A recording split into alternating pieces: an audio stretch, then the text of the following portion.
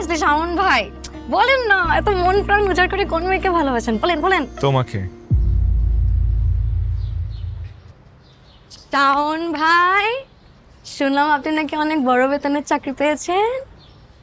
অনেক বড় না, মানে ছোটখাটো। হুম, মা বলেছে আপনি নাকি পেট মোটা বেতনের চাকরি পেয়েছেন। না, চলে আর কি, গুড স্যালারি। আজকে কিন্তু আপনাকে ছাড়ছি না। ট্রিট দিব তো। আরে ধুর, ট্রিট কার লাগবে। শুনেন, আজকে আপনি আমাকে বলবেন, কি বলবো?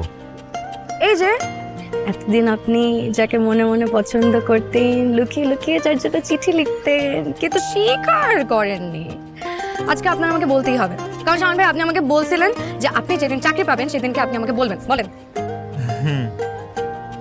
কি? আরে লজ্জা কেন পাচ্ছেন শাওন ভাই? আমি আপনাকে 2 বছর ধরে চিনি।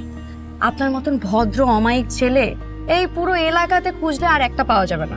আর আপনি দেখতে শুনতেও তো ভালো, ভালো চাকরিও পেয়েছেন, আর পড়াশোনাও ভালো। আপনাকে যে মেয়ে বিয়ে করবে শাওন ভাই, ওই মেয়ে তো চাঁদ কপাল। তুমি কি যে বলো না।